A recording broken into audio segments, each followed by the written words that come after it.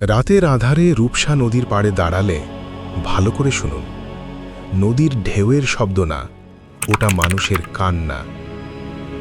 ৫৪ বছর আগে এই নদীর পানি নীল ছিল না, ছিল রক্তে লাল। ৭১ এখানে হাজার হাজার মানুষকে হত্যা করে লাশ ফেলে দেওয়া হয়েছিল নদীতে। আজও স্থানীয়রা বলে, অমাবস্যার রাতে রূপসার পাড়ে ছায়া হাঁটে। এই নদী শুধু পানি বহন করে না, এটা বহন করে লুকানো ইতিহাস। এটা কি শুধু গল্প নাকি ভয়ঙ্কর সত্য? রাতের আধারে রূপসা নদীর ঢেউ যখন তীরের পুরনো পাথরে আছড়ে পড়ে, তখন ভালো করে শুনলে কি কোনো আর্তনাদ শোনা যায়? প্রায় ৫৪ বছর আগে এই রূপসা নদীর পানি নীল ছিল না, ছিল রক্তে লাল। খুলনার এই শান্ত মাটির নিচে চাপা পড়ে আছে এমন এক ভয়ঙ্কর সত্য, যা জানলে গায়ের লোম দাঁড়িয়ে যাবে। আজ আমরা জানব খুলনার রূপসা নদীর পাড় এবং গল্লামারী বদ্ধভূমির সেই অভিশপ্ত ইতিহাস, যেখানে হাজার হাজার নিরীহ মানুষের শেষ নিঃশ্বাস আজও বাতাসে ভেসে বেড়ায়। লুকানো বাংলা হিস্ট্রির আজকের পর্বে আমরা উন্মোচন করছি বাংলাদেশের ইতিহাসের অন্যতম অন্ধকার অধ্যায়।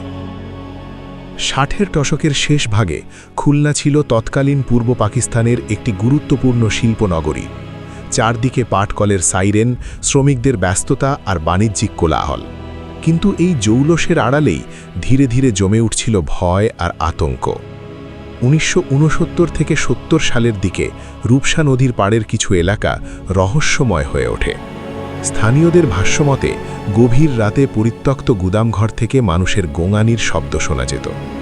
দিনের বেলা যারা কাজ শেষে ওই পথ দিয়ে ফিরত, তাদের অনেকেই আর কখনো বাড়ি ফিরে আসেনি। সেই নিখোঁজ মানুষগুলোর পরিণতি কী হয়েছিল তার উত্তর মিলতে শুরু করে ১৯৭১ সালে। ৭১-এর মুক্তিযুদ্ধ শুরু হলে রূপসা নদী পরিণত হয় এক ভয়ঙ্কর মৃত্যুকূপে। পাকিস্তানি হানাদার বাহিনী এবং তাদের স্থানীয় দোসররা পরিকল্পিতভাবে নিরীহ মানুষ ধরে এনে নদীর পাড়ে হত্যা করত।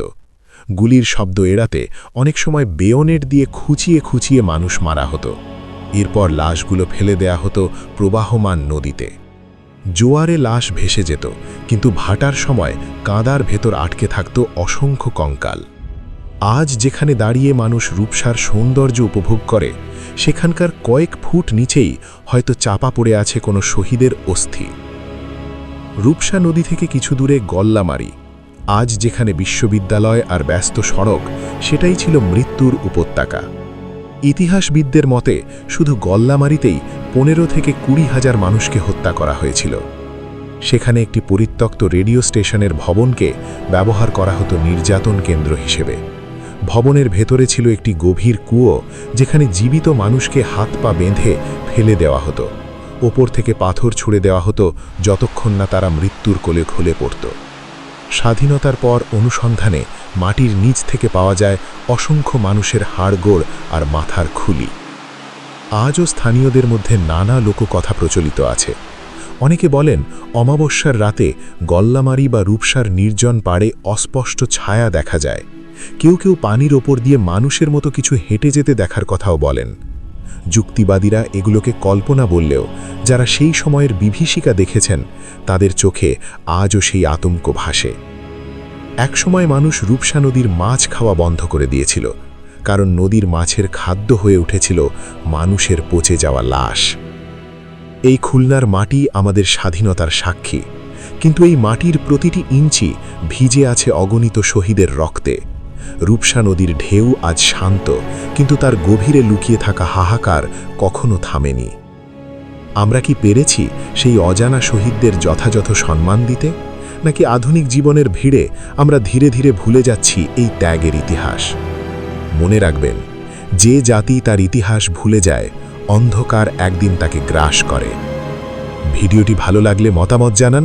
বাংলাদেশের এমন আরও লুকানো ইতিহাস জানতে সাবস্ক্রাইব করুন লুকানো বাংলা হিস্ট্রি। দেখা হবে পরের পর্বে নতুন কোনো রহস্য নিয়ে।